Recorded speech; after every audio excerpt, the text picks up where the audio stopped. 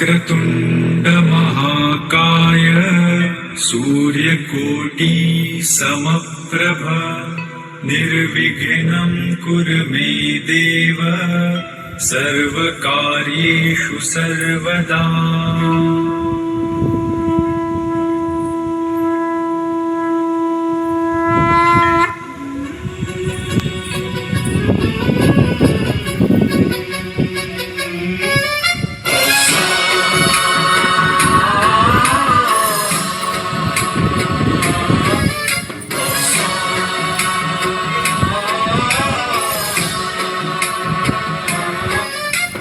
गणनायकाय गणदैवताय गणाध्यक्षाय धीमहि गुणशरीराय गुणमण्डिताय गुणेशानाय धीमहि गुणातीताय गुणाधीशाय गुणप्रविष्टाय धीमहि एकदन्ताय वक्रतुण्डाय गौरीतनयाय धीमहि गजेशानाय भालचन्द्राय श्रीगणेशाय धीमहि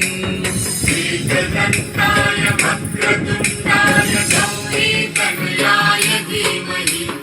गजेशानाय भालचन्द्राय श्रीगणेशाय धीमहि गानचतुराय गानप्राणाय गानान्तरात्मने गानोत्सुकाय गानमत्ताय गानोत्सुकमनसे गुरुपूजिताय गुरुदैवताय गुरुकुलस्थायिने गुरुविक्रमाय गुह्यप्रवराय गुरवे गुणगुरवे गुरुदैत्यकलक्षेत्रे गुरुधर्मसदाराध्याय गुरुपुत्र परित्रात्रे गुरुपाखण्डखण्डकाय गीतसाराय गीततत्त्वाय गीतगोत्राय धीमहि गूढगुल्फाय गन्धमत्ताय गोजयप्रदाय धीमहि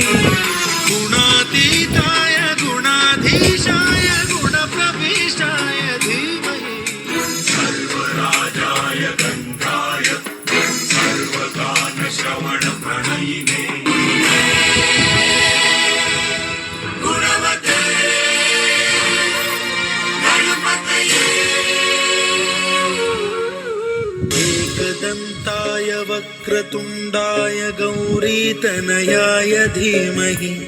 गजेशानाय भालचन्द्राय श्रीगणेशाय धीमहि एकदन्ताय वक्रतुण्डाय गौरीतनयाय धीमहि